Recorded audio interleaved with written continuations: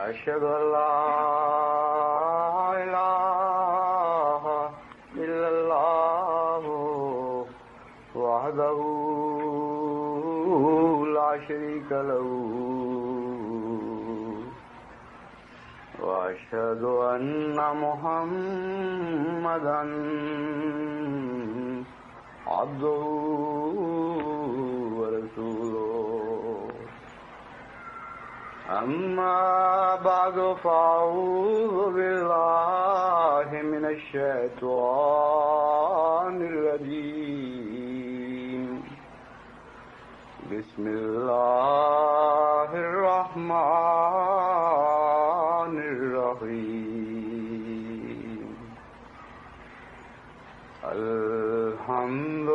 لله رب العالمين الرحمن الرحيم مالك يوم الدين إياك نعبد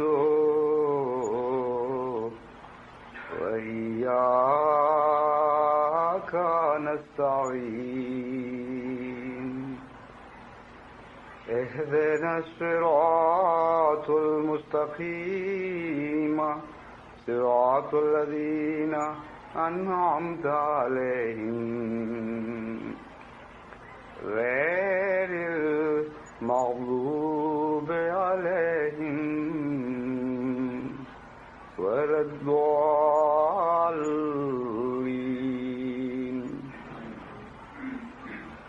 صاد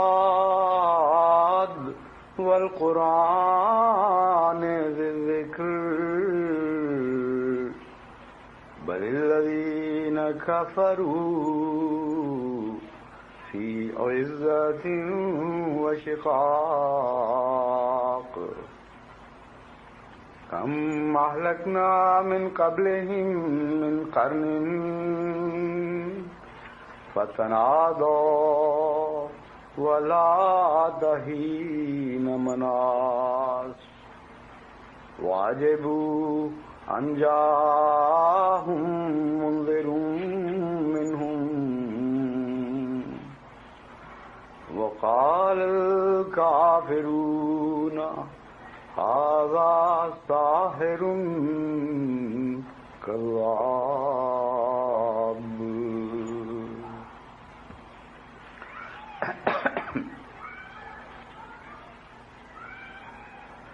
قرآن کریم میں اللہ تعالیٰ خدا تعالیٰ کے صادق نام کا ذکر فرما کر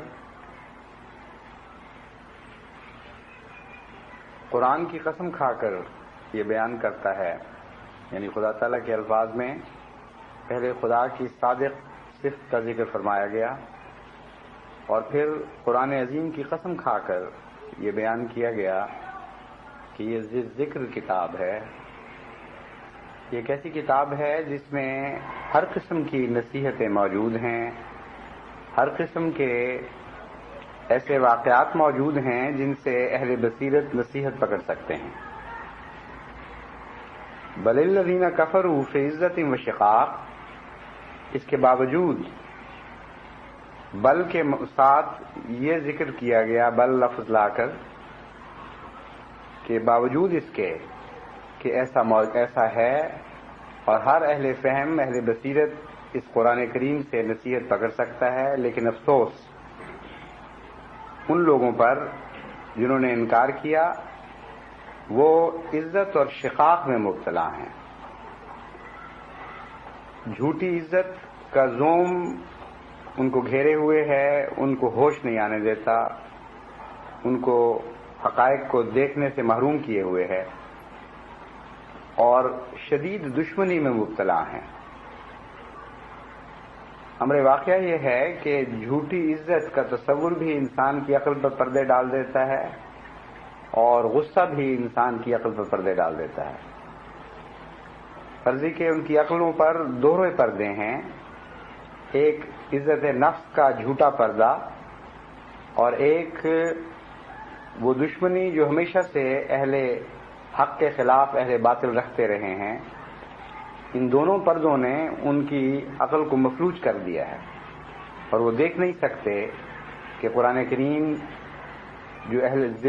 ذکر کتاب ہے، تمام دنیا کی نصیحتیں اس میں موجود ہیں، اس کو دیکھیں اور اس سے استفادہ کریں۔ اور وہ نہیں دیکھ سکتے کم اہلکنا من قبلہم من قرن، کہ یہ پہلا واقعہ تو نہیں ہوا کہ خدا تعالیٰ نے مختلف زمانے کے لوگوں کو ہلاک کیا ہو۔ فتنادوا ولات حین مناس، ایسے وقت آئے صاحب عزت قوموں پر اور ان قوموں پر جو حق کی دشمنی میں پاگل ہوئی چلی جاتی تھیں، کہ خدا تعالیٰ کے بیان کے مطابق جب ان کی پکڑ کا وقت آیا، فتنادوا، انہوں نے ایک دوسرے کو مدد کے لیے پکارا، ولات حین مناس، لیکن وہ وقت مدد کا وقت نہیں رہا تھا، وہ ایسا وقت نہیں تھا کہ خدا کی پکڑ کے خلاف کوئی ان کی مدد کو آ سکتا۔ اور آغاز ان کے انکار کا تعجب کی بنا پر ہے، وَعَجِبُوا أَن جَاءَهُم مُنذِرٌ، ان کو تعجب یہ ہے کہ ان میں سے ہی ایک ڈرانے والا کیسے پیدا ہو گیا۔ وَقَالَ الْكَافِرُونَ هَذَا سَاحِرٌ كَذَّابٌ، اور انکار کرنے والوں نے کہا کہ یہ بھی کوئی جادوگر ہے اور بہت بڑا جھوٹا ہے۔ اس آخری آیت میں قرآن کریم نے انکار کرنے والوں کی نفسیاتی کیفیت بیان فرما کر انکار کی بنیادی وجہ بیان فرما دی۔ اگرچہ اس ذکر کا آغاز عزت اور شقاق سے فرمایا، یعنی وہ جھوٹی عزتوں میں مبتلا ہیں، وہ نفرت میں مبتلا ہیں، لیکن جب تجزیہ فرمایا کہ آغاز کیسے ہوا کفر کا، تو اس میں دو باتیں بیان فرمائیں کہ وہ ساحر کہتے ہیں اور کذاب کہتے ہیں، اور تعجب اس لیے ہے کہ انہی میں سے کیسے ایک نذیر آ گیا۔ اگر آپ اس آیت پر غور کریں تو آپ کو ایک بہت ہی حکمت کی بات ہاتھ آئے گی، ایک گہرا نقطہ نظر آئے گا نفسیاتی، جس کی بنا پر قومیں وقت کے انبیاء کا انکار کیا کرتی ہیں۔ اس آیت کو سمجھنے کے لیے کلید اس بات میں ہے کہ عجبوا ان جاءہم منذر منہم،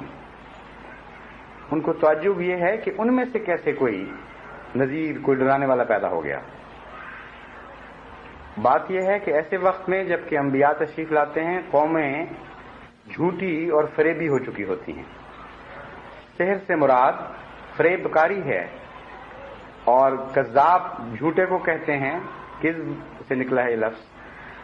تو جو دو الزام وہ انبیاء پر رکھتے ہیں کہ یہ فریب کار ہے اور جھوٹا ہے،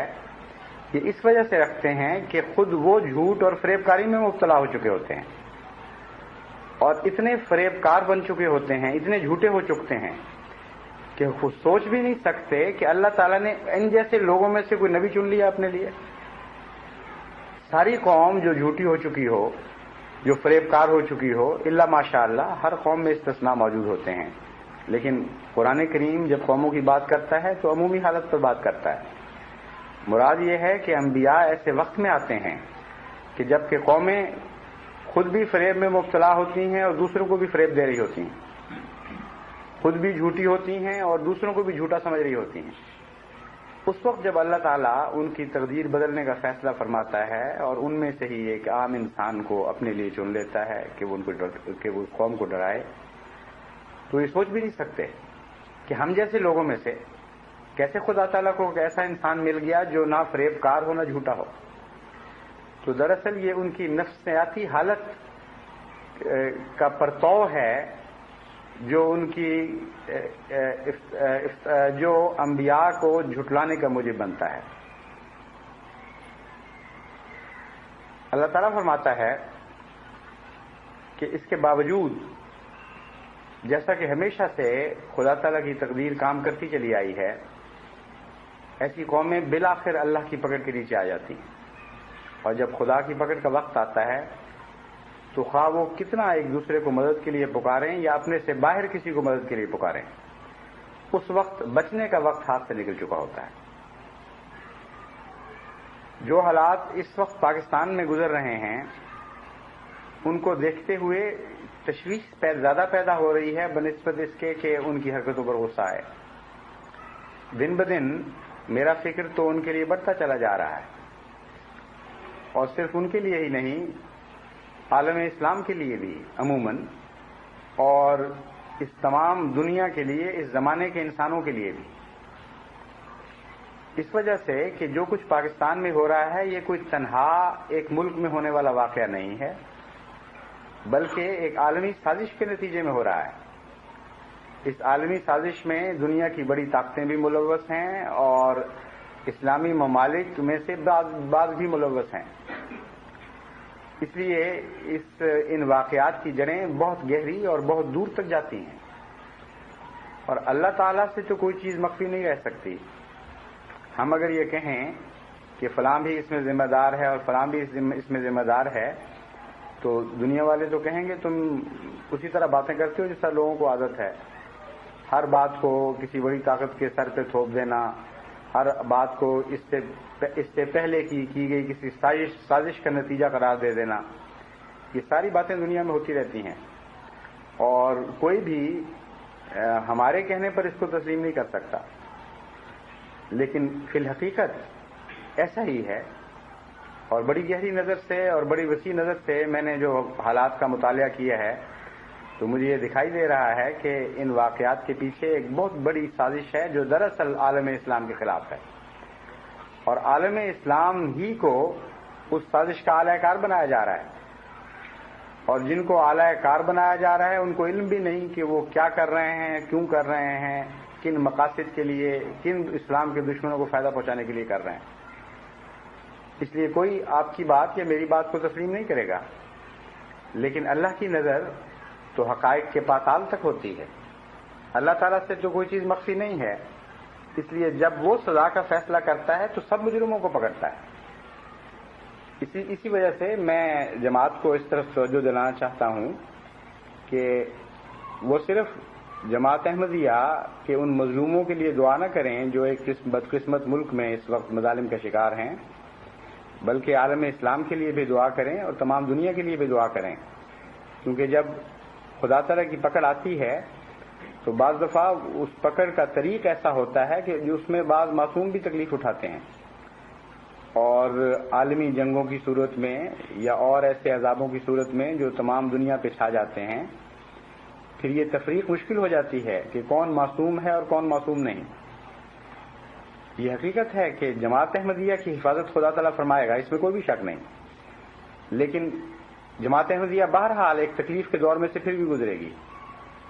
اس میں بھی کوئی شک نہیں کہ ہر فرد جماعت خواہ وہ معصوم بھی ہو اس کی ضمانت بھی نہیں دی جا سکتی، اور اس میں بھی ذرا شک نہیں کہ دنیا میں سب آدمی خطا کار نہیں ہوتے، بڑے بڑے شرفاء، بڑے بڑے نیک لوگ ہر مذہب میں پائے جاتے ہیں، ہر خطے میں پائے جاتے ہیں، اور قرآن کریم ان کا ذکر فرماتا ہے۔ قرآن کریم فرماتا ہے کہ یہود میں سے بھی ایسے ہیں کہ جن کو پاس اگر دولتوں کا ڈھیر بھی رکھوا دو تو وہ ہرگز بددیانتی کی نظر اس پر نہیں کریں گے، یعنی بنیادی طور پر ان میں شرافت پائی جاتی ہے۔ عیسائیوں میں سے بھی بہت نیک لوگ اور خدا ترس لوگ ہیں جو خدا کا ذکر سنتے ہیں تو ان کی آنکھوں سے آنسو بہنے لگتے ہیں، ان کے دل نرم ہو جاتے ہیں۔ تو اللہ تعالیٰ تو ہر جگہ نیکی کی قدر فرماتا ہے، ہر قوم میں نیکی کے وجود کا اس بات کرتا ہے، ہمیں بتاتا ہے کہ قوموں کو بحیثیت مجموعی رد نہیں کرنا چاہیے۔ اللہ تعالیٰ کی مخلوق میں ہر جگہ حسن پایا جاتا ہے، ہر جگہ اچھے لوگ ملتے ہیں، تو وہ سارے لوگ بھی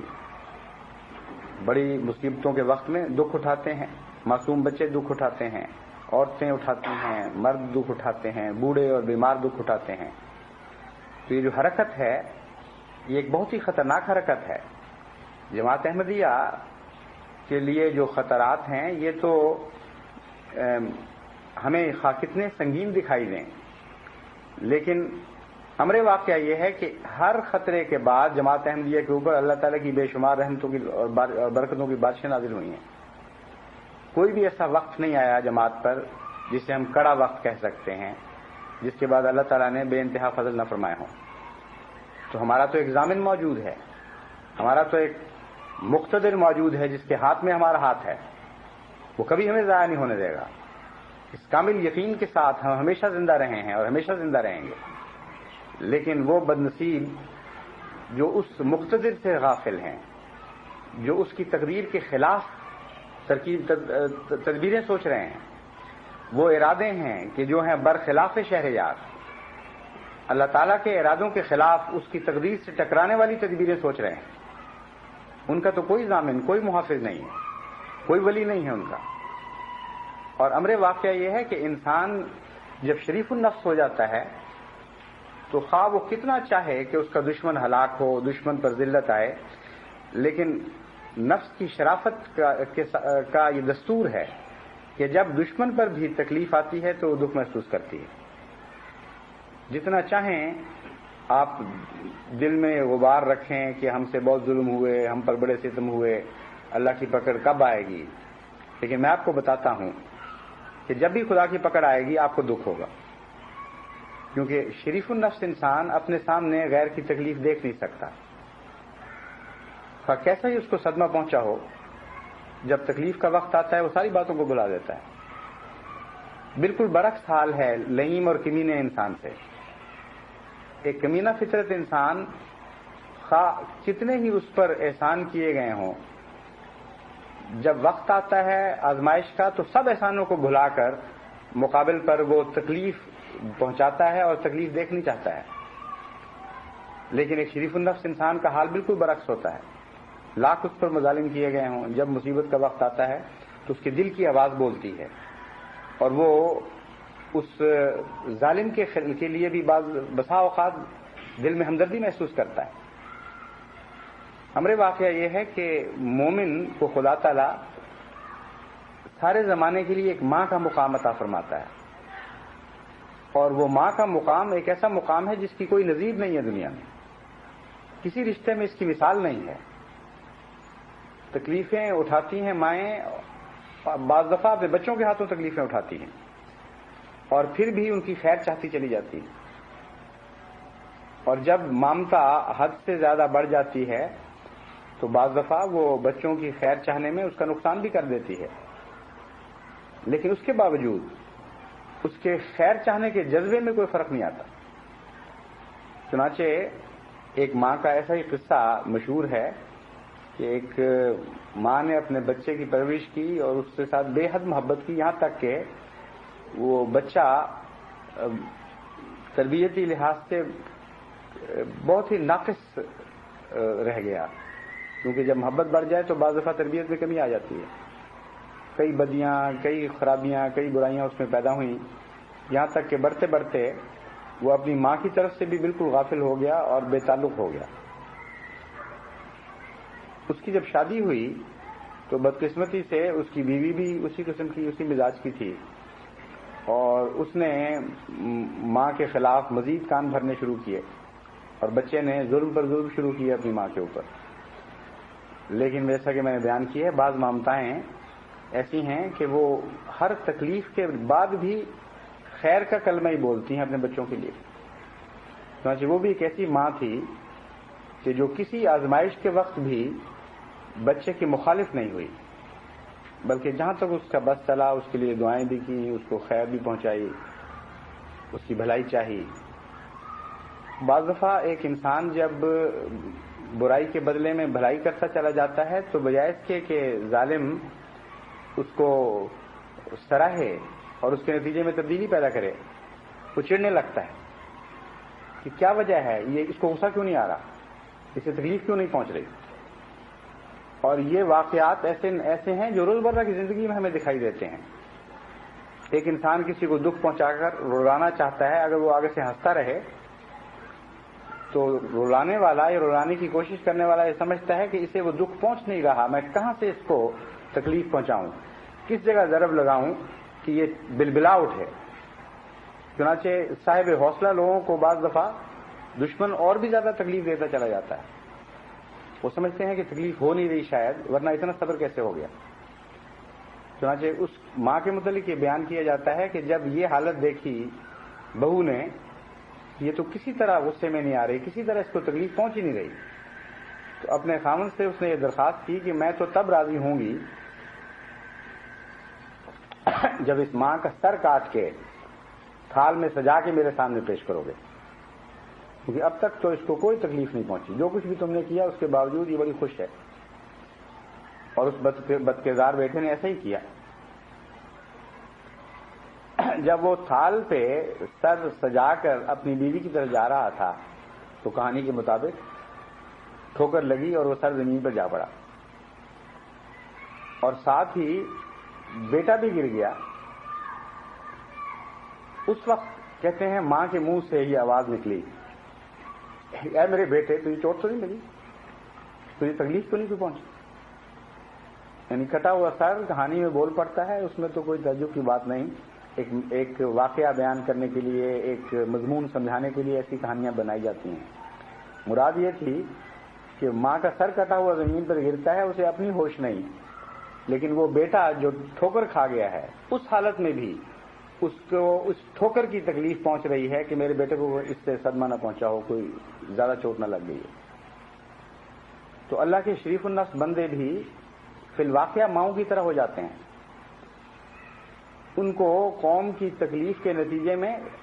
لازماً دکھ پہنچتا ہے، خواہ وہ اسی وجہ سے تکلیف اٹھائیں کہ انہوں نے ان پر ظلم کیا ہے۔ سب سے بڑھ کر اس کی مثال حضرت اقدس محمد مصطفیٰ صلی اللہ علیہ وآلہ وسلم کی ہے۔ کتنا عظیم الشان خطاب ہے خدا کا آپ سے، لعلک باخع نفسک اللہ یکونوا مؤمنین۔ کہ محمد صلی اللہ علیہ وآلہ وسلم، تجھے دکھ دینے والے، ہمیشہ تیرا برا چاہنے والے ایسے ہیں کہ جب میں ان کی ہلاکت کی خبر دیتا ہوں تو ان کے غم میں تو اپنے آپ کو ہلاک کرنے لگ جاتا ہے۔ کیسا دل ہے تیرا کہ تیرے دشمنوں کی ہلاکت کی میں تجھے خبر دیتا ہوں اور مجھے تیری فکر پڑ جاتی ہے کہ تو نہ اس غم میں ہلاک ہو جائے کہ تیرے دشمن ہلاک ہو جائیں۔ یہ ایک ایسا واقعہ ہے کہ جس سے زیادہ سچا واقعہ بیان کرنا ناممکن ہے۔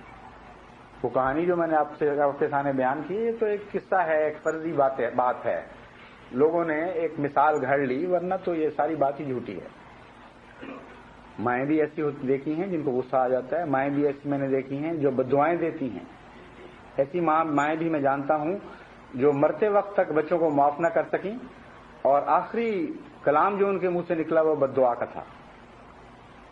لیکن محمد مصطفیٰ صلی اللہ علیہ وسلم جیسی ماں کبھی دنیا کو نصیب نہیں، ناممکن ہے کہ اس رحمت للعالمین کی کوئی مثال دنیا میں پیش کر سکے۔ خدا گواہی دے رہا ہے، کسی فرضی کوئی کسی انسان کا بنایا ہوا فرضی قصہ نہیں ہے۔ رب العالمین جو عالم الغیب ہے، عالم الشہادہ ہے، وہ مخاطب کر کے فرماتا ہے، اور ایک جگہ نہیں 2 مرتبہ ایسا ہی ہے، ایسا ہی واقعہ قرآن کریم میں ہمیں نظر آتا ہے۔ سورہ کاف میں بھی یہی مضمون،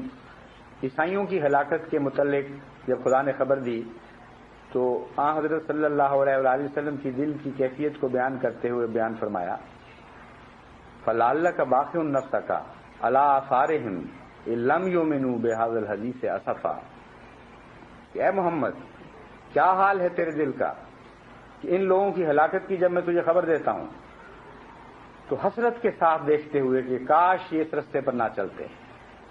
جن راہوں پر یہ چل پڑے ہیں ان راہوں کے آثار دیکھتے ہوئے تیرے دل کا یہ حال ہو جاتا ہے کہ غم کے مارے اپنے آپ کو ہلاک کر لے گا۔ بس ہم تو محمد مصطفیٰ صلی اللہ علیہ وآلہ وسلم کے غلام ہیں، آپ ہی کے نقش قدم پر چلنے کی کوشش کرتے ہیں،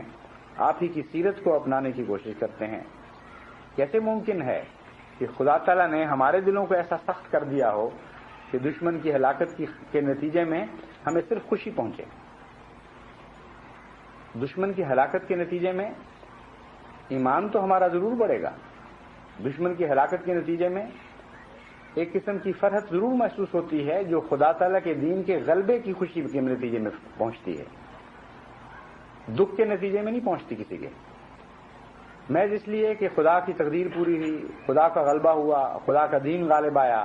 وہ لوگ جو جھٹلایا کرتے تھے، جو شیخیاں بھگارا کرتے تھے کہ کون ہے ان کا، ان کو خدا نے دکھا دیا کہ میں ان کا ہوں۔ ہمارے اللہ سے تعلق ظاہر ہو گیا دنیا پر. ان باتوں کی خوشی انبیاء بھی محسوس کرتے ہیں, ان کے ماننے والے بھی محسوس کرتے ہیں. اور مومنوں کے متعلق جس فرح کا ذکر قرآن کریم میں ہے وہ اسی وجہ سے ہے کہ خدا کی مدد کو اپنے لیے آتا دیکھ کر ان کو خوشی اس بات کی ہوتی ہے کہ ہم عاجز اور حقیر بندے, ہم تو اس لائق نہیں تھے کہ اللہ اپنے تعلق کا ثبوت دے ہمارے ساتھ, لیکن کیسا عالی شان خدا ہے ہمارا, کیسا پیار کرنے والا, محبت کرنے والا خدا ہے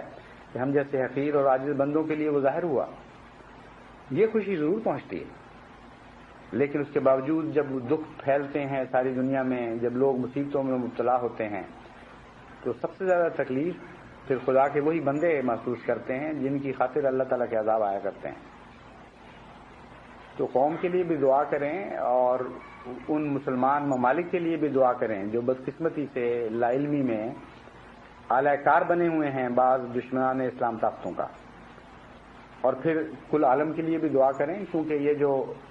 حالات ہیں جب یہ زیادہ آگے بڑھیں گے تو ہمارا ایک خدا ہے جو غیرت رکھنے والا خدا ہے, جو بعض اوقات جب حد سے زیادہ اس کے پیاروں کو ستایا جائے تو بڑے جلال کے ساتھ دنیا پر ظاہر ہوا کرتا ہے. اور جہاں تک حضرت اقدس مسیح موعود علیہ الصلوۃ والسلام کی شان میں گستاخی کا تعلق ہے, یہ ملک یعنی پاکستان تو حد سے بڑھ چکا ہے. یعنی کبھی دنیا میں کسی نے کوئی حکومت ایسی نہیں دیکھی ہوگی جس کے سربراہ فحش کلامی کو اپنے لیے عزت افزائی کا موجب سمجھیں, تکذیب اور افتراء, تکذیب کو اپنے لیے ایک عظمت کا نشان بنا لیں اور بڑے فخر کے ساتھ افتراء پردازی کریں, جھوٹ بولیں, جھوٹ کو شائع کریں, اور پھر خدا کے پاک بندوں پر گند اچھالیں اور پھر قوم سے داد لینے کی خواہش کریں. ایسے واقعات تو کبھی دنیا میں کسی حکومت کی طرف سے رونما نہیں ہوئے ہوں گے, سوائے قدیم زمانوں کے فرعون کے قصے ہم سنا کرتے تھے, لیکن سوچ بھی نہیں سکتے تھے کہ اس جدید زمانے میں یہ واقعات ہو سکتے ہیں. جو سازش ہے احمدیت کے خلاف وہ بہت گہری ہے اور ابھی کلیتاً پوری کھل کر آپ کے سامنے بھی نہیں آئی. جو واقعات آپ کے سامنے آ چکے ہیں ان کی بھی کنوں کو آپ میں سے بہت سے نہیں پہنچ سکتے, ان کو معلوم نہیں ہو سکتا دیکھنے والوں کو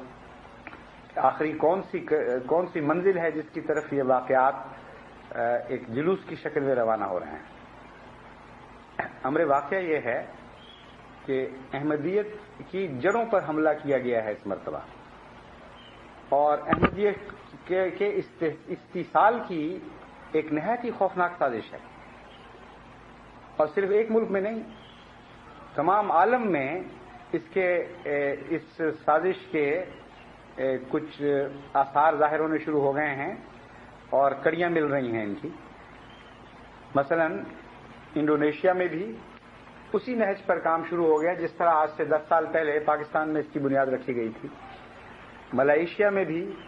انہی بنیادوں پر کام شروع ہو چکا ہے جماعت احمدیہ کے خلاف. اسی طرح افریقن ممالک کو بھی رشوتیں دی جا رہی ہیں اور روپے کی لالچ دے کر ان کو اکسایا جا رہا ہے کہ جماعت کے خلاف اقدامات کریں, اور ان کے ممالک کے ذمہ دار افسران کیونکہ نسبتاً بہت زیادہ شریف النفس ہیں, وہ سرے دست تو اس دباؤ کا مقابلہ کر رہے ہیں, بلکہ خود جماعت کو مطلع کر رہے ہیں کہ ہم سے یہ مطالبات ہو رہے ہیں. اور یہ صرف جماعت احمدیہ کے خلاف سازش نہیں, جیسا کہ میں نے بیان کیا ہے, ایک سازش ہے عالم اسلام کے خلاف, جس کا مقصد یہ ہے کہ ملا کی حکومت تمام مسلمان حکومتوں پر ممالک پہ قائم کر دی جائے. اور ملا چونکہ زمانے کے حالات سے بے خبر اور جاہل ہوتا ہے, اسے پتہ ہی نہیں کہ مفادات کا تقاضا کیا ہے کسی قوم کا, اس کو تو صرف اپنے ذاتی مقاصد سے غرض ہے, اور نہ قرآن کا علم, نہ دین کا علم, نہ دنیا کا علم. اس لیے اگر ایک جاہل قوم کو مذہب کے نام پر کسی ملک پر مسلط کر دیا جائے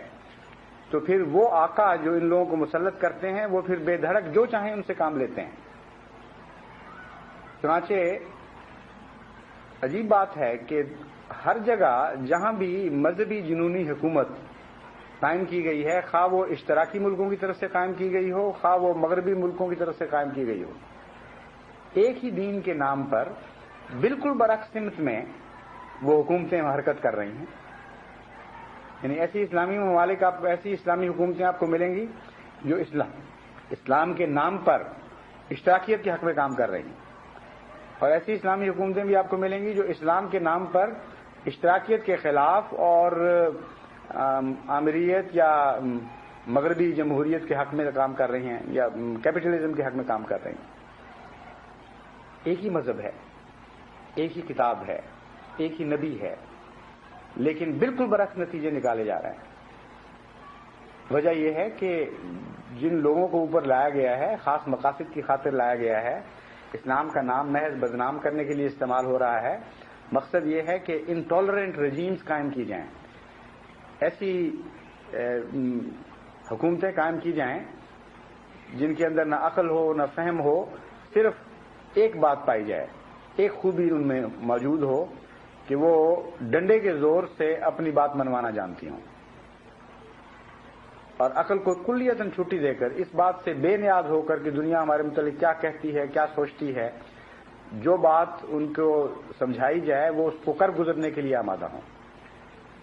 ایسی رجیمز، ایسی طاقتیں جب بھی دنیا میں آتی ہیں تو تباہی مچا دیا کرتی ہیں. چنانچہ اسلام کے ساتھ اس وقت یہ ہو رہا ہے، جہاں مشرقی طاقتوں کا زور چل رہا ہے وہ اپنی مرضی کی حکومتیں مذہب اسلام کے نام پر قائم کیے ہوئے ہیں، جہاں مغربی طاقتوں کا زور چل رہا ہے وہ اپنی قسم کی حکومتیں قائم کر رہے ہیں، اور دونوں کی اس معاملے میں ایک دوسرے سے سبقت کی دوڑ ہو رہی ہے. چنانچہ پاکستان میں جو کچھ ہو رہا ہے یا مشرق وسطیٰ میں جو کچھ ہو رہا ہے یا مشرق وسطیٰ کی جن طاقتوں کو ان اغراض کے لیے استعمال کیا جا رہا ہے، یہ ساری باتیں عالمی سیاست کا اور مشرق اور مغرب کی جنگ کا ایک طبی نتیجہ ہیں، اور یہ ساری کڑیاں ان کے ساتھ جا کے ملتی ہیں. بہرحال اس وقت جو کچھ پاکستان میں ہو رہا ہے یہ ابھی پوری طرح آپ کے سامنے کھل کر سامنے نہیں آیا. میں مختصراً آپ کو متنبہ کرنا چاہتا ہوں کہ سوائے اس کے کہ اللہ کی تقدیر کسی ایسے وقت میں آ کر ان کی اس تدبیر کو کاٹ دے اور خدا کی پکڑ کا وقت ان کی اسکیموں کے مکمل ہونے کے وقت سے پہلے آ جائے. ان کے ارادے ایسے ہیں کہ ان کو سوچ کر بھی ایک انسان جس کا کوئی دنیا میں سہارا نہ ہو اس کی ساری زندگی بے قرار ہو سکتی ہے. اس کے تصور سے بھی انسان کا وجود لرزنے لگتا ہے. لیکن میں یہ جانتا ہوں کہ نہ مجھ پر یہ اثر ہے نہ آپ پر یہ اثر ہوگا، کیونکہ میں بھی جانتا ہوں کہ ہمارا خدا موجود ہے جو ہمارے ساتھ رہا ہے ہمیشہ، ہمارے ساتھ ہمیشہ رہے گا، اور آپ بھی یہ جانتے ہیں. اس لیے جب میں آپ سے یہ بات کرتا ہوں تو ڈرانے کی خاطر نہیں کرتا، صرف بتانے کے لیے کہ آنکھیں کھول کر وقت گزاریں کہ کیا واقعات ہیں جن کی طرف یہ ملک حرکت کر رہا ہے، کیا ارادے ہیں جن کی طرف یہ ملک حرکت کر رہا ہے، جن کو رفتہ رفتہ کھول رہا ہے. اس دور میں یعنی 1984 کی جو شرارت ہے اس میں ایک مکمل اسکیم کے تابع پاکستان میں جماعت احمدیہ کے مرکز کو ملیا میٹ کرنے کا ارادہ تھا، اور جماعت احمدیہ کی ہر اس انسٹیٹیوشن، ہر اس تنظیم پر ہاتھ ڈالنے کا ارادہ تھا جس کو مرکزی حیثیت حاصل ہے. چنانچہ سب سے پہلے انہوں نے ایسے قانون بنائے جن کے نتیجے میں خلیفہ وقت پاکستان میں رہتے ہوئے خلافت کا کوئی بھی فریضہ سر انجام نہیں دے سکتا. ایک احمدی جو دیہات میں زندگی بسر کر رہا ہے یا شہروں میں بھی غیر معروف زندگی بسر کر رہا ہے، وہ اپنے آپ کو مسلمان کہے بھی، اسلام کی تبلیغ بھی کرے جیسا کہ کرتا ہے، تو نہ حکومت کو اس کی کوئی ایسی تکلیف پہنچتی ہے، نہ وہ حکومت کی نظر میں آتا ہے، اور اگر کبھی آ بھی جائے تو اس کے پکڑے جانے سے فرق کوئی نہیں پڑتا. اس کی تو اپنی خواہش پوری ہو جاتی ہے کہ میں پکڑا جاؤں اور خدا کی خاطر میں بھی کوئی تکلیف اٹھاؤں. لیکن ایک خلیفہ وقت اگر پاکستان میں السلام علیکم بھی کہے تو حکومت کے پاس یہ ذریعہ موجود ہے اور وہ قانون موجود ہے جس کو بروئے کار لا کر وہ اسے پکڑ کے 3 سال کے لیے جماعت سے الگ کر سکتے ہیں. اور یہی نیت تھی اور ابھی بھی ہے کہ جہاں تک جماعت کے بڑے آدمی جو دنیا کی نظر میں بڑے کہلاتے ہیں، لیکن مراد یہ ہے کہ جماعت کے ایسے لوگ، ایسے ذمہ دار افسران جو کسی نہ کسی لحاظ سے مرکزی حیثیت رکھتے ہیں، ارادے یہ ہیں کہ ان کے اوپر کسی طرح ہاتھ ڈالا جا سکے، اور اس کا آغاز انہوں نے خلافت سے شروع کیا۔ چنانچہ میرے آنے سے 2-3 دن پہلے کے اندر جو واقعات ہوئے ہیں ان کا اس وقت تو ہمیں پورا علم نہیں تھا، کیونکہ خدا کی تقدیر نے خاص رنگ میں میرے باہر بھجوانے کا انتظام فرمایا۔ اس کی تفاصیل کچھ میں نے بیان کی تھیں، کچھ آئندہ کسی وقت بیان کروں گا، لیکن میں جس بات کی طرف جماعت کو توجہ دلانا چاہتا ہوں وہ یہ ہے کہ خلافت کو کے قلع کما کی ایک نہایت بھیانک سازش تھی، جس کی پہلی کڑی یہ سوچی گئی تھی کہ خلیفہ وقت کو اگر وہ کسی طرح بھی مسلمان ظاہر کرے اپنے آپ کو تو فوری طور پر قید کر کے 3 سال کے لیے جماعت سے الگ کر دیا جائے۔ اور ہمارے آنے کے بعد جو اطلاعیں ملی ان کی روح سے یہ معلوم ہوا کہ یہ آرڈرز جا چکے تھے، بلکہ بعض حکومت کے افسران نے جو بڑے ذمہ دار اور اوپر کے افسران ہیں انہوں نے بعض احمدیوں کو بتایا کہ حیرت کی بات ہے کہ تم لوگ کس طرح اتنی جلدی حرکت میں آ گئے،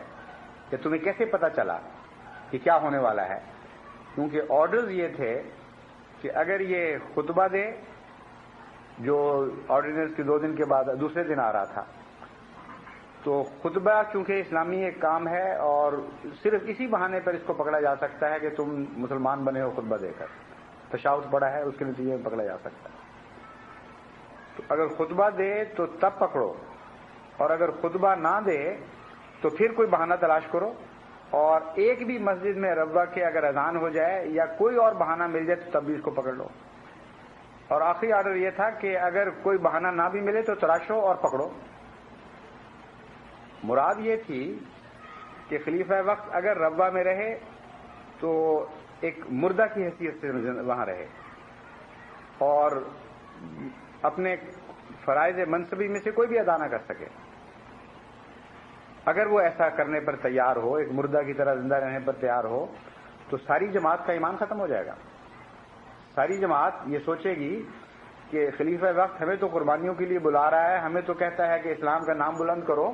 اور خود ایک لفظ منہ سے نہیں نکالتا۔ چنانچہ ایمان پر حملہ تھا یہ جماعت کے، اور اگر خلیفہ وقت بولے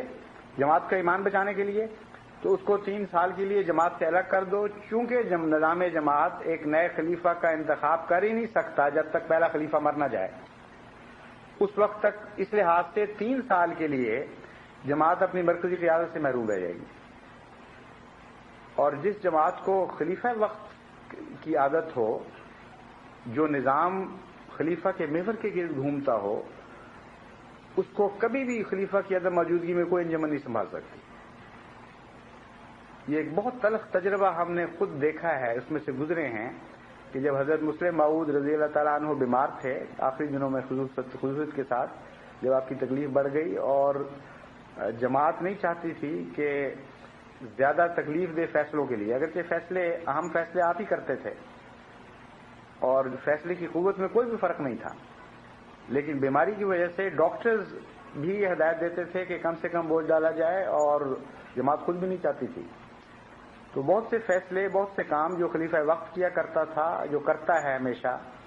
وہ صدر انجمن یا تحریک جدید یا دوسری انجمنیں کرنے لگیں، اور وہ دور جماعت کے لیے سب سے زیادہ بے چینی کا دور تھا،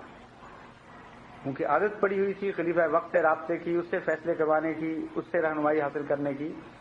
تو انجمنوں کے جب ذمہ یہی کام شروع لگے تو اس وقت محسوس ہوا کہ کتنا فرق ہے انجمنوں کے کاموں میں اور خلیفہ وقت کے کاموں میں، اور ایک لحاظ سے یہ جماعت کے لیے بہت ہی مفید ثابت ہوا، کیونکہ وہ لوگ جو پہلے غیر مبین سے متاثر تھے، وہ لوگ جو کچھ نہ کچھ اثر لے چکے تھے ان کے پروپیگنڈے کا، وہ کلیتاً تائب ہو گئے اس بات سے۔ ان کو اس وقت محسوس ہوا اس بیماری کے دوران کہ خلافت کا کوئی بدل نہیں، ناممکن ہے کہ خلافت کی کوئی متبادل چیز ایسی ہو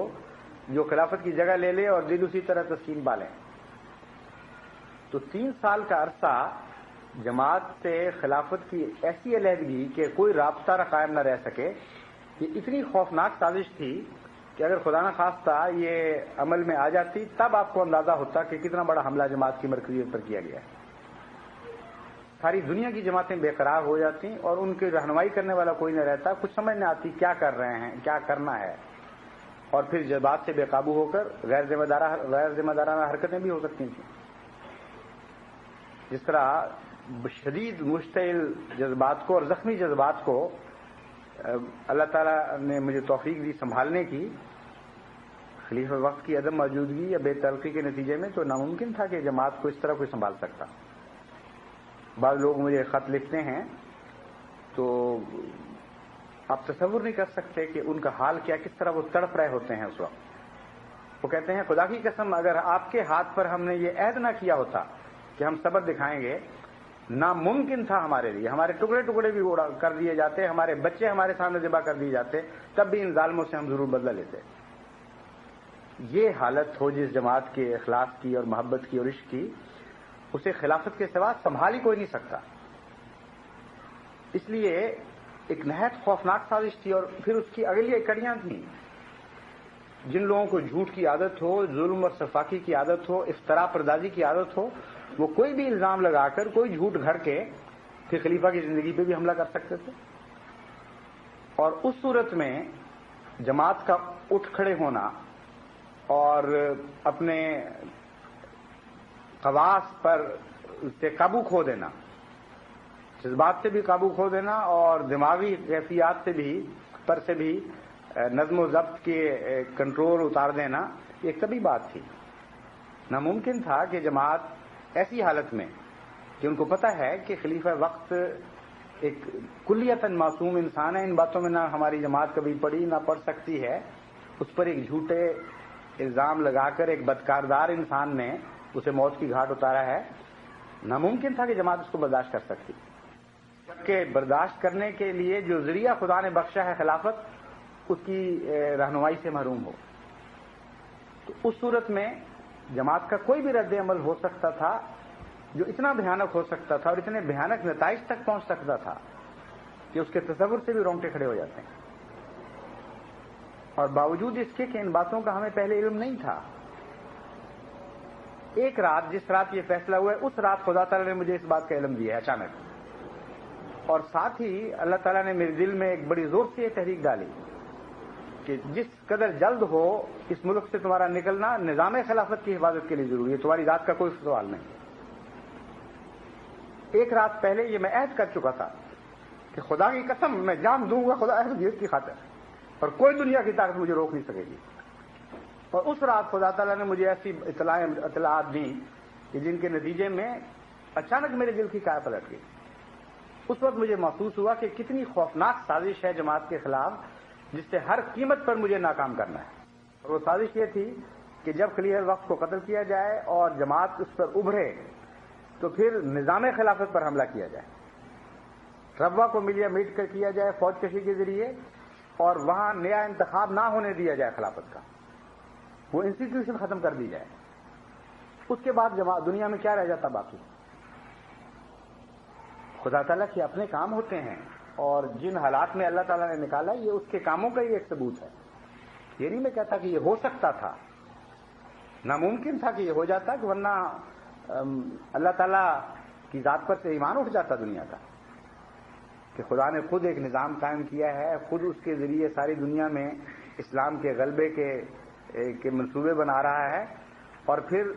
اس جماعت کے دل پر ہاتھ ڈالنے کی دشمن کو توفیق عطا فرما دے جس جماعت کو اپنے دین کے حیا کی خاطر قائم کیا ہے. یہ ہو ہی نہیں سکتا تھا. اسی لیے خدا تعالیٰ نے یہ انتظام فرمایا کہ دشمن کی ہر تدبیر ناکام کر دی اس ایک تدبیر کو ناکام کر کے. اتنا بڑا احسان ہے خدا تعالیٰ کا کہ اس کا جتنا بھی شکر ادا کیا جائے اتنا ہی کم ہے. آپ سوچ بھی نہیں سکتے کہ کتنے خوفناک نتائج سے اللہ تعالیٰ نے جماعت کو بچا لیا، کتنی بڑی سازش کو کلیتاً ناکام کر دیا. اس کے بعد دوسرے درجے پر ان کا ہاتھ ابھی تک مرکزی تنظیموں پر اٹھ رہا ہے. ربوہ کی مرکزیت کے خلاف وہ سازشیں کر رہے ہیں اور ان سازشوں کے نتیجے میں ایک ایک کر کے وہ اپنی طرف سے ربوہ کے مرکزی خد و خال کو ملیمیٹ کرتے چلے جا رہے ہیں. چنانچہ شروع میں بظاہر معمولی بات تھی، لیکن اسی وقت مجھے نظر آ گیا تھا کہ آگے ان کے کیا ارادے ہیں. چنانچہ میں نے وہ لوگ جو خوش فہمی میں کوششیں کر رہے تھے ان کو بلا کے سمجھایا کہ تم کیوں وقت ضائع کر رہے ہو، یہ کام نہیں ہوگا. شروع میں انہوں نے کھیلوں پر ہاتھ ڈالا کہ کبڈی ہوگی تو عالم اسلام کو خطرہ پیدا ہو جائے گا. ربوہ میں اگر کبڈی ہوئی تو اس سے تمام دنیا میں عالم اسلام کو خطرہ لاحق ہو جائے گا. ربوہ میں اگر باسکٹ بال کا میچ ہوا تو اس سے مسلمانوں کے جذبات مجروح ہوں گے اور پھر پتہ نہیں کیا ہو جائے گا. پھر کھیلوں سے یہ آگے بڑھے اور اجتماعات پر ہاتھ ڈالنے شروع کیے کہ لجنہ معولہ کا اجتماع ہوا تو عالم اسلام پر تباہی آ جائے گی. خدام الاحمدیہ کا اجتماع ہوا تو پتہ نہیں کیا خوفناک حالات دنیا میں پیدا ہو جائیں گے جس کے نتیجے میں اسلام نعوذ باللہ من ذالک تباہ ہو جائے گا. بوڑھوں کا اجتماع ہوا، اس سے ان کو خطرات وابستہ نظر آنے لگے کہ اس اجتماع سے بھی یا وطن ہلاک ہو جائے گا، تباہ ہو جائے گا، یا عالم اسلام کو نقصان پہنچے گا. یہ فرضی قصے پہلے حکومت کے منشا کے مطابق، حکومت سے سمجھوتے کے مطابق علماء ایک دم جس طرح برسات میں مینڈک بولنے لگ جاتے ہیں، سارے پاکستان میں وہ علماء کا ٹولہ جو حکومت کے ہاتھ میں اس وقت کھیل رہا ہے، آلہ کار بنا ہوا ہے، وہ ایک دم یہی راگ الاپنے لگتا تھا. اور کسی کو شرم نہیں آتی تھی، کسی کو حیا نہیں آتی تھی کہ ہم کیا کہہ رہے ہیں کہ بچوں کا اطفال سے دنیا تباہ ہو جائے گی، مستورات کے لجنہ کے استعمال سے عالم اسلام ہلاک ہو جائے گا. یہ کیا باتیں کر رہے ہیں؟ لیکن جب شرم اور حیا اور تمام اعلی اقدار ختم ہو چکی ہوں، جب ذہنی قوتیں مفلوج ہو جائیں، جب حیائی باقی نہ رہے، تو پھر انسان ہر قسم کی حرکت کر سکتا ہے. چنانچہ آپ پاکستان کے اخبارات کا مطالعہ کر کے دیکھیں، آپ کو ہر موقع پر اچانک اسی قسم کی خبریں نظر آنے لگ جائیں گی. یعنی ایک صبح کو اٹھیں گے آپ تو آپ کو معلوم ہوگا کہ تمام پاکستان میں ایک خاص طبقہ علماء ایک دم یہ شور مچانے لگ گیا ہے کہ انصار اللہ کا اجتماع نہیں ہو سکتا ورنہ عالم اسلام کو خطرہ ہے. پھر اچانک علماء کو خیال آتا ہے کہ خدام الاحمدیہ کا اجتماع نہیں ہو سکتا ورنہ عالم اسلام کو خطرہ ہے. کبڈی نہیں ہو سکتی ورنہ عالم اسلام کو خطرہ ہے. باسکٹ بال نہیں ہو سکتا ورنہ عالم اسلام کو خطرہ ہے. یہ جو سر علاقے تھے سارے، آخر اس کی مرکزی جڑیں تھیں، وہاں سے آواز نکلتی تھی تو یہ سب تک پہنچتی تھی، اور پھر حکومت کے اخبار سے، حکومت کے ٹیلی ویژن، حکومت کے ریڈیو، یہ ساری باتیں اچھالتے تھے کہ علماء آج یہ کہہ رہے ہیں، تاکہ نفسیاتی طور پر قوم پر یہ اثر پیدا ہو کہ ہاں ایک بہت ہی خطرناک بات ہونے لگی ہے اور حکومت مجبور ہو رہی ہے گویا کہ ان لوگوں کی آواز کے سامنے سر جھکانے پر. حالانکہ حکومت کی طرف سے یہ باتیں پیدا کی جاتی تھیں، ہمارے علم میں تھا سب کچھ. تو بعض لا علم بیچارے جب وہ کھیلوں پر پابندی شروع ہوئی تو بعض ہمارے کھلاڑی شوقین بڑے زور کے ساتھ حرکت میں آ گئے کہ ہم ڈی سی کے پاس جائیں گے، ہم کمشنر سے ملیں گے. ایک صاحب تو جوش میں آ کر اسلام آباد پہنچ گئے مرکزی حکومت کو جھنجھوڑنے کے لیے، اور سیکرٹری تعلیم سے ملے بھی. مجھے علم ہوا تو میں ناراض ہوا ان پر. میں نے ان کو بلایا، میں نے کہا تم کیا ہو کر کیا رہے ہو؟ تو پتہ ہی نہیں کہ کیا واقعات گزر رہے ہیں، کیوں گزر رہے ہیں. ان افسروں کے بیچاروں کے قبضے میں ہے ہی کچھ نہیں. یہ تو ہز ماسٹرز وائس ہیں، گوش بر آواز آقا ہیں، اور جو ان کا آقا ہے وہ خود غلام ہے غیر طاقتوں کا. وہ ان کی آواز پر آنکھ لگائے بیٹھا ہے، کان لگائے بیٹھا ہے، اور جس طرف ان کے لب ہلتے ہیں اسی طرف اس کے لب ہلنے لگ جاتے ہیں. تو ایک بہت بڑی عالمی سازش کا شکار ہے جماعت احمدیہ. تم لوگ کیا حرکتیں کر رہے ہو؟ نہیں کرنے دیتے، نہ کرنے دیں، کوئی پرواہ نہ کرو، دیکھو آگے تک کیا کرتے ہیں اور کس طرح آگے بڑھتے ہیں. پھر اجتماعات پر انہوں نے پابندی لگائی. وہی نظر آ رہا تھا کہ یہاں سے شروع کریں گے، سیڑھیاں جس طرح انسان چڑھتا ہے 1 2 3 4 اس طرح اوپر تک پہنچنے لگیں گے. پھر جلسہ سالانہ ان کے لیے خطرہ بن گیا، اور اس قدر شور مچایا گیا سارے ملک میں کہ گویا اگر یہ بات حکومت نے نہ مانی تو حکومت تباہ ہو جائے گی. جلسہ سالانہ اتنا بڑا واقعہ، جماعت احمدیہ کا کیا حق ہے کہ جلسہ سالانہ کرے؟ چنانچہ جلسہ سالانہ ختم کر دیا گیا. اور آج یہ ہمارا اختتامی خطاب محمد حجت سالانہ پر آج 28 ہے اور 26، 27، 28 کو اختتامی تقریر ہوا کرتی تھی، جس میں قرآن کے معارف بیان ہوتے تھے، اسلام کی خوبیاں بیان ہوتی تھیں، غیر مذاہب پر اسلام کی فوقیت بیان ہوتی تھی۔ یہ برداشت نہیں کر سکتے کہ ایسی باتیں ہوں جلسہ سالانہ پر۔ اس کے مقابل پر کیا برداشت کر سکتے ہیں؟ ربوہ کی مساجد جن میں لاؤڈ اسپیکر کھلے ہیں، یعنی مولویوں کی مساجد، اس میں ایسی فحش کلامی ہوتی ہے جمعے کے دن کہ آپ تصور نہیں کر سکتے کہ اس سے ربوہ کے رہنے والوں کا حال کیا ہوتا ہے۔ شدید گندی زبان استعمال کی جاتی ہے حضرت مسیح موعود علیہ الصلوۃ والسلام کے خلاف، جماعت احمدیہ کے سربراہوں کے خلاف، خلفاء کے خلاف، بزرگوں کے خلاف، اور اتنا جھوٹ بولا جاتا ہے کہ تعجب ہوتا ہے کہ اسلام کا نام لینے والے، اسلام کی طرف منسوب ہونے والے جھوٹ اتنا بول کیسے سکتے ہیں؟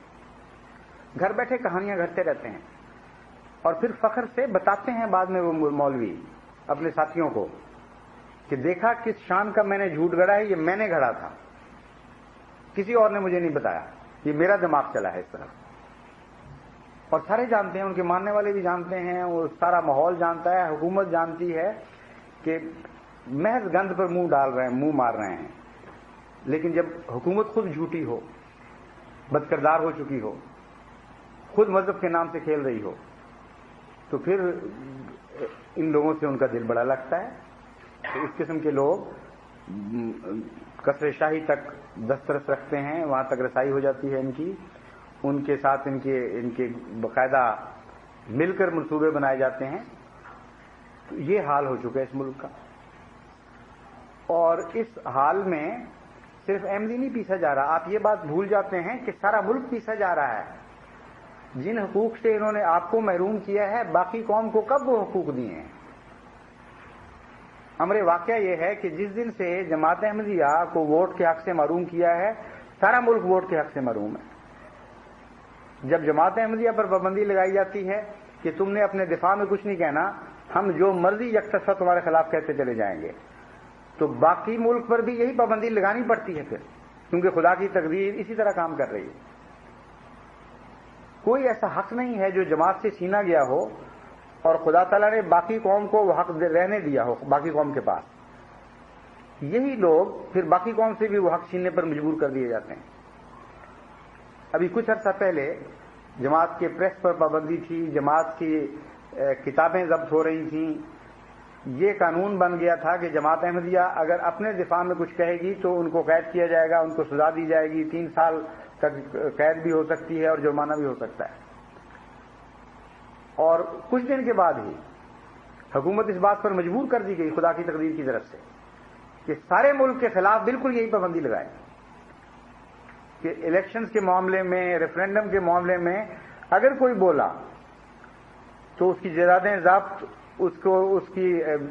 عزتیں ضبط، اس کی آزادی ضبط، بلکہ اس سے زیادہ سخت زبان میں جو جماعت احمدیہ کے خلاف استعمال کی گئی تھی،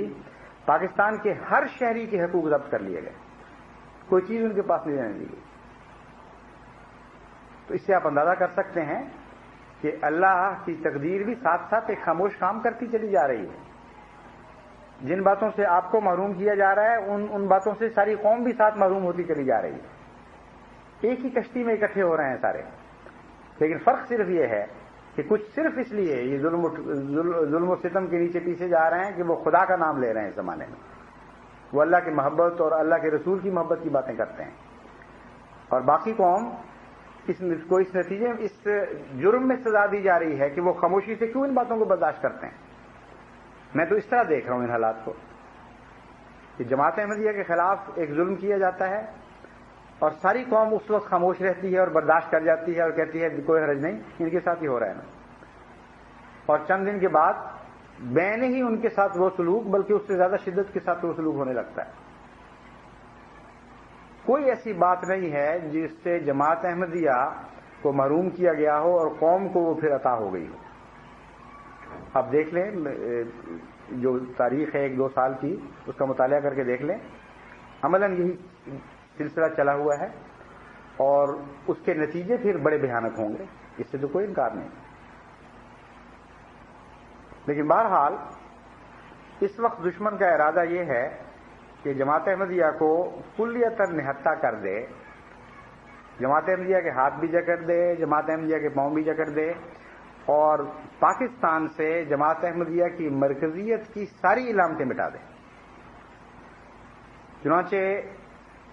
ہرگز بعید نہیں کہ اس سمت میں یہ آگے قدم بڑھائیں، مرکزی انجمنوں کے خلاف بھی سازش کریں ہر قسم کی، اور جماعت کے وجود، جماعت کی تنظیم کے خلاف سازش کریں۔ جہاں تک ان کا بس چلے گا انہوں نے کسی انصاف کے تقاضے کو ملحوظ رکھتے ہوئے آپ کے ساتھ کوئی رحم کا سلوک نہیں کرنا۔ جہاں تک ان کا بس چلے گا انہوں نے ہر انسانی حقوق سے جماعت احمدیہ کو محروم کرنے کی مزید کوششیں کرنی ہیں، اور یہ سلسلہ آگے تک بڑھانے کا ان کا ارادہ ہے۔ کہاں تک بات پہنچے گی یہ ابھی تفصیل میں بیان نہیں کرتا، لیکن مجھے علم ہے کہ ان کے ارادے کیا ہیں۔ اس لیے میں جماعت کو متنبہ کرنا چاہتا ہوں کہ وہ یہ نہ سمجھ لیا کریں ہر دفعہ ایک ظلم کے بعد یہ ان کے دل ٹھنڈے پڑ چکے ہوں گے، وہ یہ نہ سمجھ لیا کریں کہ ہر دفعہ ایک ستم کے بعد یہ راضی ہو جائیں گے کہ بس اب کافی ہے۔ امر واقعہ یہ ہے کہ یہ جتنا ظلم کرتے چلے جائیں گے اتنا زیادہ یہ آپ سے خوف محسوس کریں گے، جتنا یہ ظلم کرتے چلے جائیں گے اتنا اپنے بے قراری بھی ان کی بڑھتی چلی جائے گی، بے چینی بھی بڑھتی چلی جائے گی کہ یہ ایک منظم جماعت ہے، ہم اس سے بے خوف اب نہیں رہ سکتے، اس لیے مزید آگے بڑھیں گے۔ اور چونکہ جماعت صبر اور شکر کے مقام پر فائز ہے اور ان کے سامنے سر جھکانے پر کسی قیمت پر بھی آمادہ نہیں ہے، اس لیے اور بھی زیادہ ان کا غیظ و غضب بڑھتا چلا جائے گا۔ یہ مزید تکلیف محسوس کریں گے کہ ہم نے تو اتنا دکھ پہنچایا ہے لیکن آگے سے ان لوگوں کا سر ہی نہیں جھک رہا، کہ اسی طرح سر بلند کر کے پھر رہے ہیں ان گلیوں میں، اسی طرح ان کو کامل یقین ہے اپنے خدا پر، اسی طرح یہ آسمان کی طرف سے نصرت آنے کے انتظار میں آنکھیں لگائے بیٹھے ہیں۔ کیوں ان کے ایمان پر حملہ نہیں کر سکے؟ کیوں ان کے عزم کو ہم تباہ نہیں کر سکے؟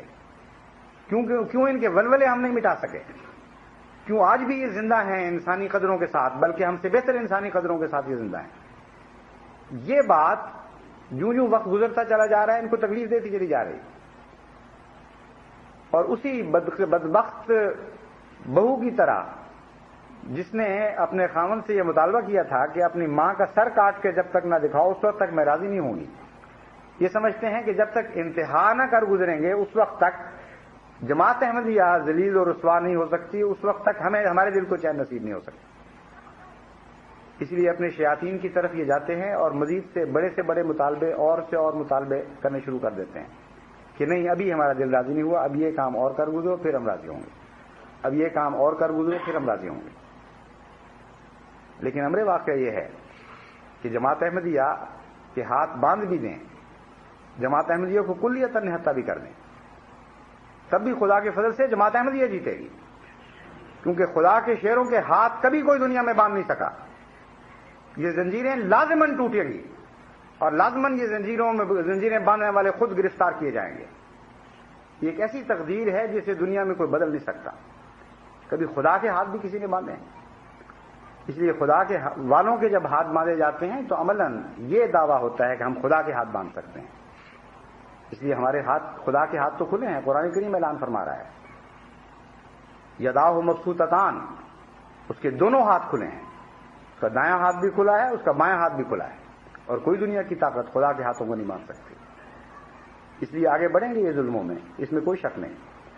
لیکن یہ بھی میں آپ کو یقین دلاتا ہوں کہ جماعت احمدیہ کے شیر خدا کے فضل سے بندھے ہوئے ہاتھوں کے ساتھ بھی ان پر غالب آ کے رہیں گے۔ کوئی دنیا میں ان کے ایمان کا سر جھکا نہیں سکتا، کوئی دنیا میں جماعت احمدیہ کے عزم کا سر جھکا نہیں سکتا، کوئی دنیا میں جماعت احمدیہ کے صبر کا حوصلہ توڑ نہیں سکتا۔ بڑھتے رہیں جس حد تک یہ آگے بڑھتے ہیں، ہم بھی انتظار میں ہیں اور ہم جانتے ہیں کہ خدا کی تدبیر بھی حرکت میں ہے، خدا کی تقدیر بھی حرکت میں ہے۔ اور اللہ تعالیٰ قرآن کریم میں جیسا کہ فرماتا ہے انہم یکیدون کیدم واکید کیدا، کہ یہ بھی کچھ تدبیریں کر رہے ہیں اور میں غافل نہیں ہوں، میں بھی تدبیر کر رہا ہوں، اور بالآخر یقیناً خدا ہی کی تقدیر غالب آئے گی۔ کب آئے گی، کتنی دیر میں آئے گی، یہ میں ابھی آپ کو کچھ نہیں کہہ سکتا، لیکن اتنا میں آپ کو بتا دیتا ہوں کہ جب زیادہ تشویش کے دن آتے ہیں اللہ تعالیٰ مسلسل مجھے خوشخبریاں عطا فرماتا ہے، اور صرف مجھے ہی نہیں بلکہ ساری جماعت کو تمام دنیا میں کثرت کے ساتھ خوشخبریاں ملنی شروع ہو جاتی ہیں۔ جتنے بھیانک دن آتے ہیں اتنا ہی اللہ تعالیٰ کی طرف سے روشنی کے وعدے زیادہ نمایاں ہو کر سامنے آنے لگتے ہیں۔ یہ عجیب قسم کے واقعات ہیں جو عام دنیا کے حالات سے بالکل مختلف ہیں۔ اگر یہ خوابیں نفسیاتی ہوں، اگر یہ خوابیں نفس کے دھوکے ہوں، یہ کشوف نفس کے دھوکے ہوں، تو نفس کی کیفیت تو یہ ہے، اور دنیا کے سارے ماہرین نفسیات جانتے ہیں کہ جتنا زیادہ مایوسی بڑھتی چلی جائے اتنا ہی ڈرانے والی خوابیں آنی شروع ہو جاتی ہیں۔ جتنا زیادہ انسان تاریکیوں میں گھر جاتا ہے اتنا ہی زیادہ ہولناک مناظر وہ دیکھنے لگتا ہے۔ غموں کے مارے ہوئے، مصائب کے ستائے ہوئے، خوفوں میں مبتلا لوگوں کو تو ہیلوسینیشن شروع ہو جاتی ہیں۔ امن کی حالت میں بیٹھے ہوئے بھی ان کو خطرات دکھائی دینے لگتے ہیں۔ یہ صرف سچوں کی علامت ہوتی ہے کہ انتہائی تاریکی کے وقت میں خدا ان سے روشنی کے وعدے کرتا ہے اور ان کو روشنی کے نمونے دکھاتا ہے۔ انتہائی تکلیف کے وقت میں بھی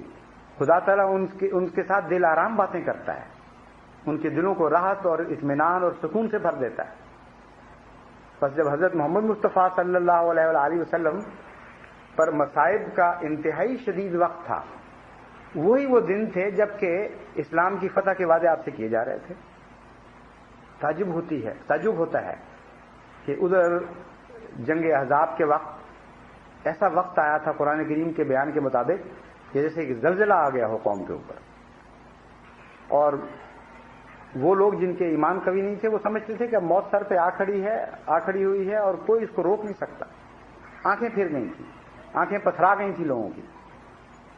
اس وقت جبکہ بھوک کے مارے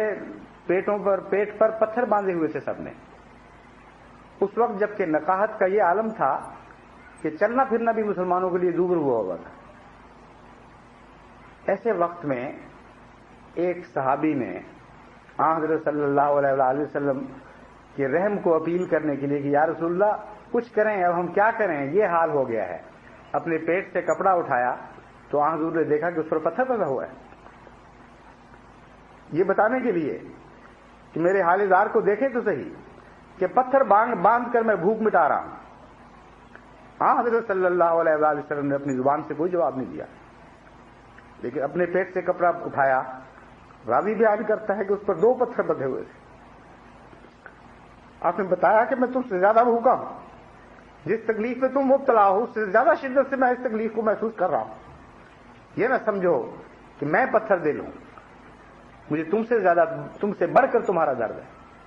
لیکن خدا کی خاطر جو بھی تقدیر ہے ہم راضی برضا رہے ہیں۔ ان انتہائی گہری تکلیف کی راتوں میں بھی خدا تعالیٰ نے آپ کو عظیم الشان خوشخبریاں دی،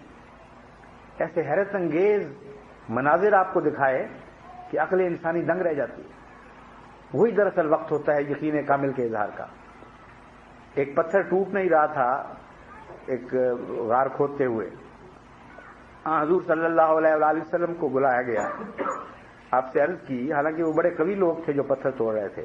کہ یا رسول اللہ یہ پتھر راہ میں حائل ہے اور ہمارے پاس اتنا وقت نہیں ہے، اتنی طاقت نہیں ہے کہ غار کو پتھر کو چھوڑ کر لمبا کریں اور دور سے کھود کر لائیں۔ تو حضور صلی اللہ علیہ وآلہ وسلم نے وہ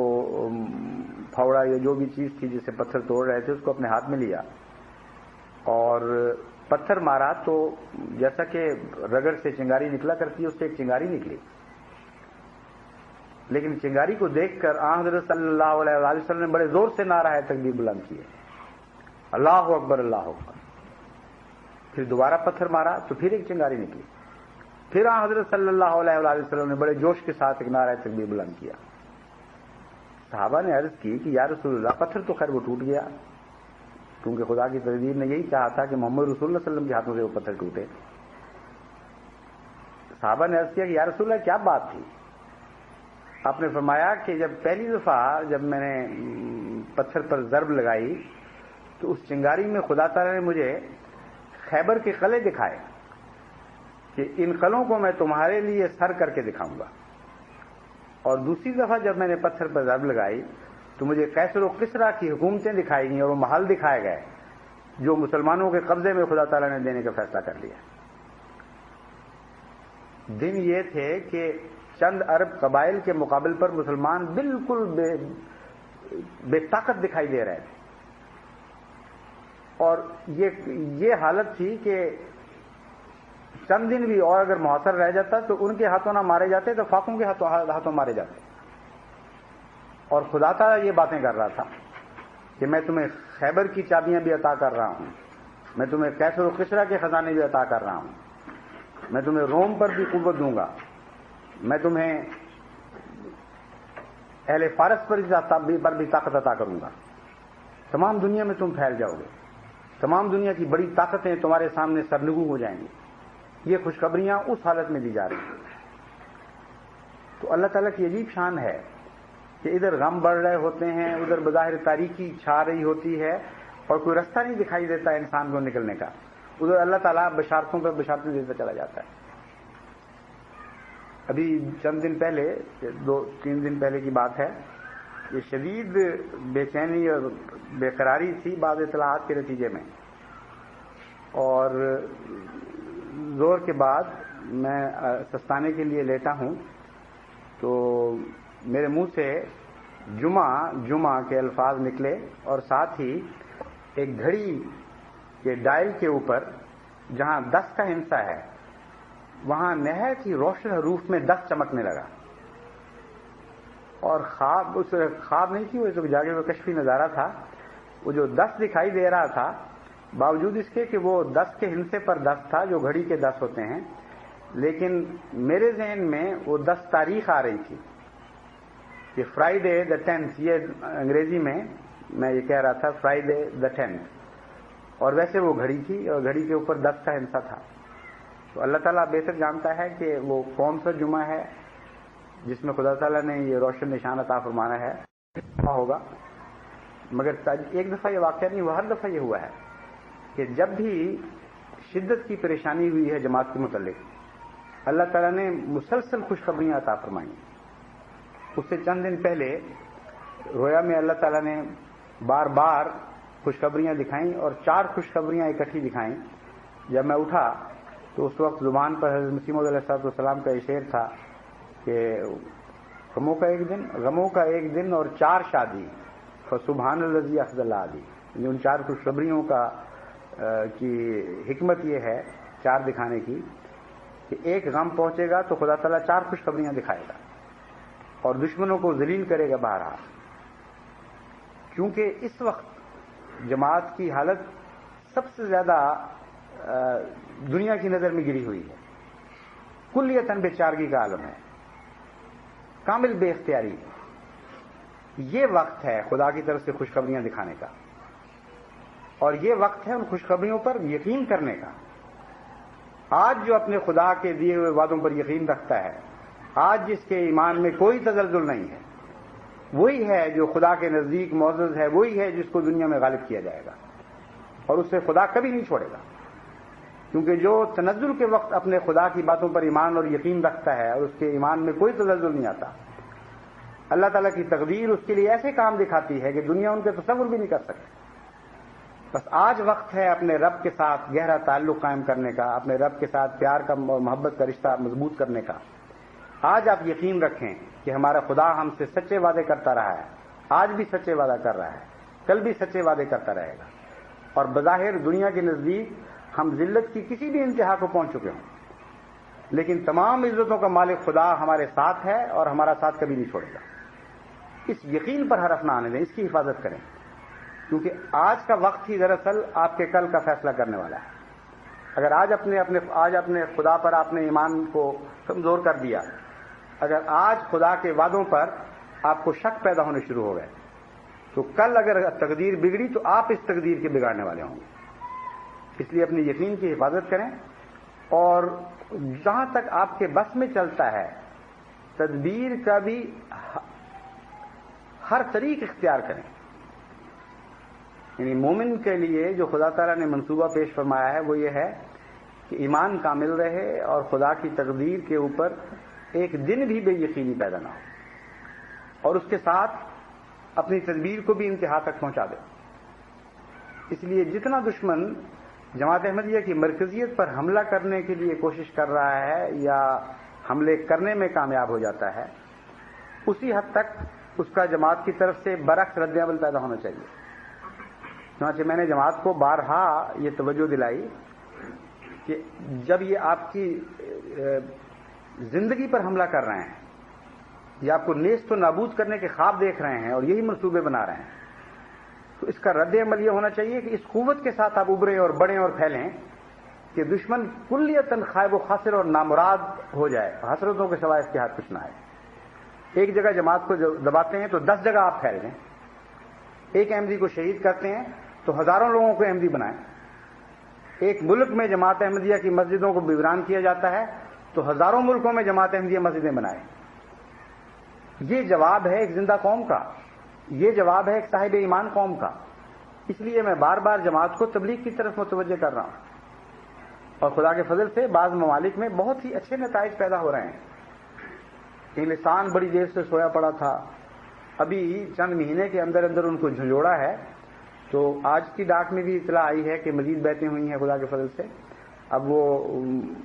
جو 2, 4, 5 پہ راضی ہوا کرتے تھے، بڑا خوش ہوتے تھے کہ 4 بیعتیں ہو گئی اس سال، اب تک چند مہینوں میں 60 بیعتیں خدا کے فضل سے ہو چکی ہیں. اور ابھی ساری کوششیں پکی بھی نہیں، آخر پھل پکنے میں وقت لگتا ہے. جرمنی کا 100 کا وعدہ تھا، وہ 112 یا 114 تک پہنچ گئے ہیں، اپنا ٹارگٹ پورا کر کے آگے نکل گئے ہیں. اور ملاقاتوں کے دوران اور بات گفتگو کے دوران جو میں نے اندازہ لگایا ہے، ابھی بھاری اکثریت ہے ہمارے جرمن احمدیوں کی جن کی کوششوں کا بھی پھل نہیں لگا.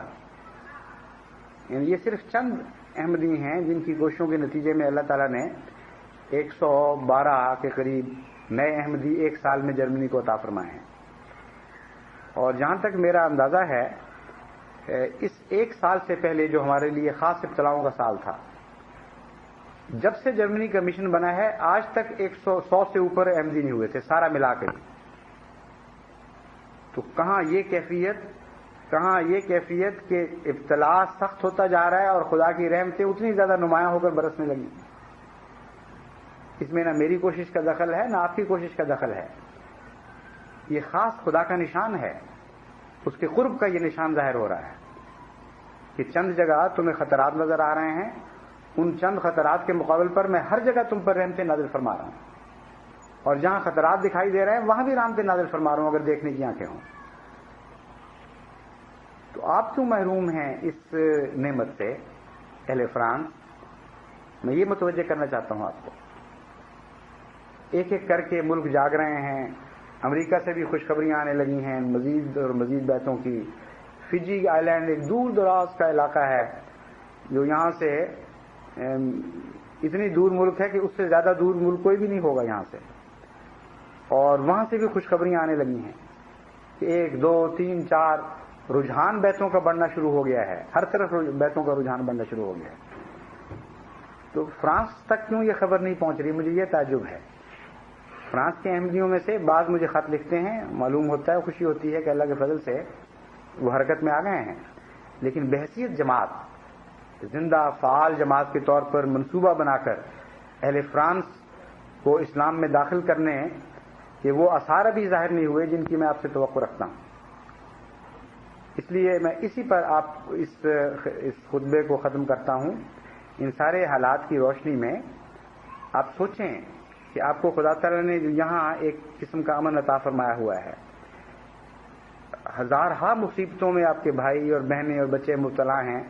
جن سے آپ دور بیٹھے ہوئے ہیں اس وقت. اس لیے اول تو ان حالات میں اپنے دل کو تسکین نہ پانے دیں، ان کے غم میں بے قرار رہیں، ان کے لیے دعائیں کریں، ان کے دکھوں سے حصہ پائیں. پہلا رد عمل تو آپ کا یہ ہونا چاہیے. بھولیں نہیں ان کو جو آپ کے بھائی وہاں بیٹھے ہوئے ہیں. کیونکہ زندہ قومیں کبھی نہیں بھولا کرتی. حضرت صلی اللہ علیہ وسلم فرماتے ہیں ان مومن تو ایک جسم کی طرح ہے,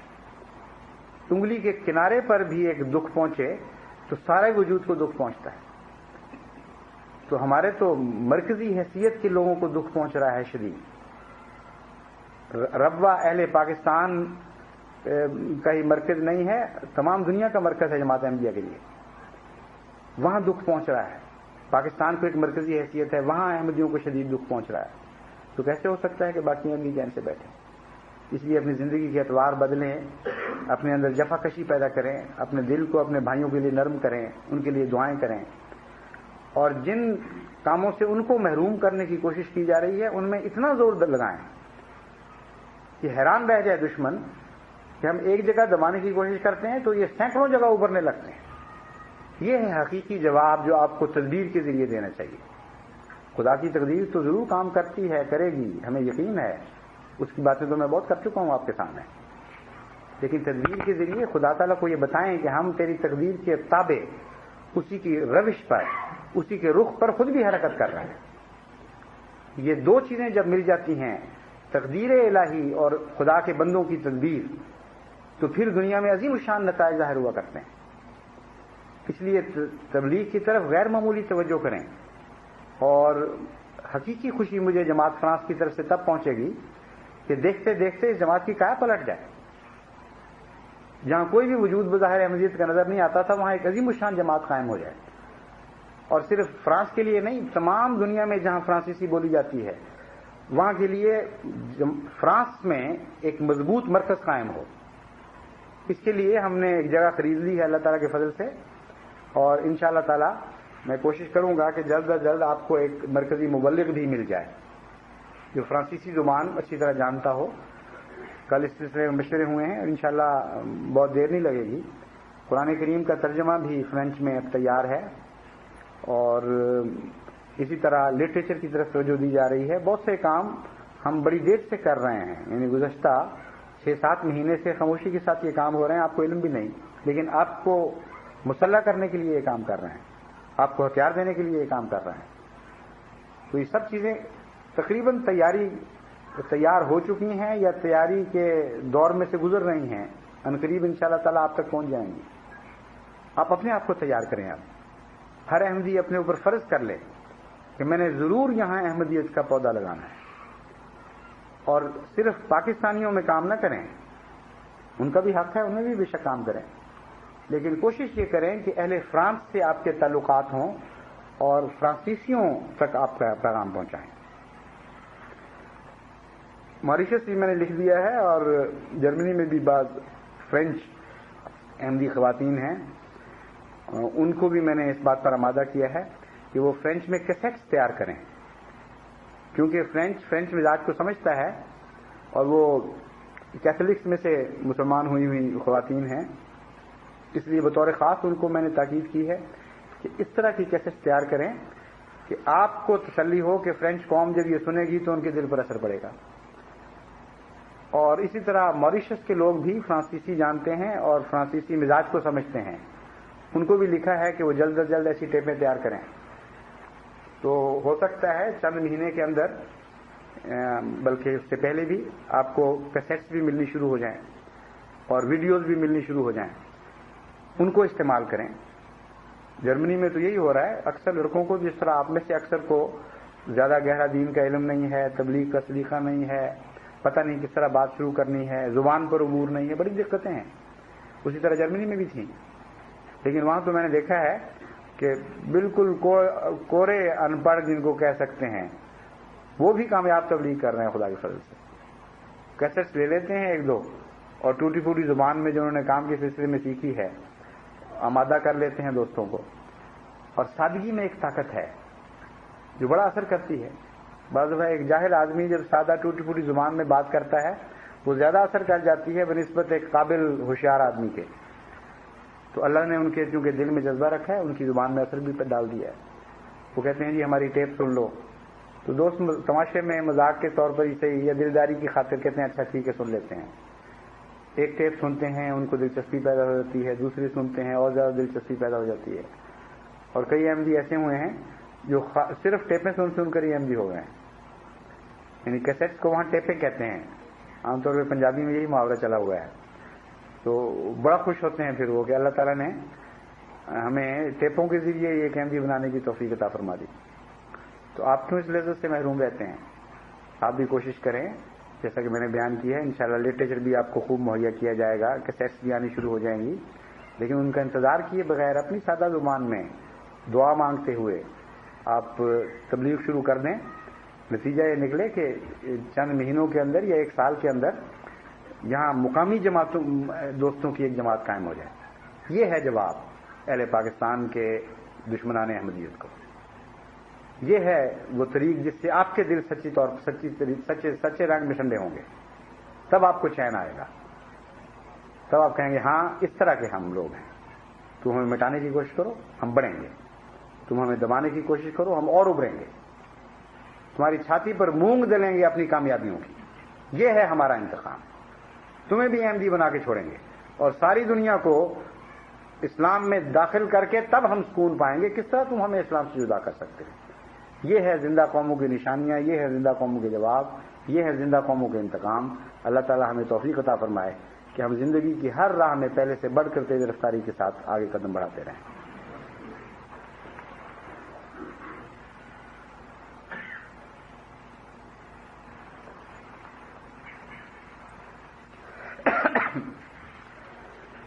الحمد للہ نحمده ونستعینه ونستغفره ونؤمن به ونتوکل علیہ ونعوذ باللہ من شرور انفسنا ومن سیئات اعمالنا من يهده الله فلا مضل له ومن يضلله فلا هادي له ونشهد أن لا إله إلا الله وحده لا شريك له ونشهد أن محمدا عبده ورسوله عباد الله رحمكم الله إن الله يأمر بالعدل والإحسان وإيتاء ذي القربى وينهى عن الفحشاء والمنكر والبغي يعظكم لعلكم تذكرون اذكروا الله يذكركم وادعوه يستجب لكم ولذكر الله أكبر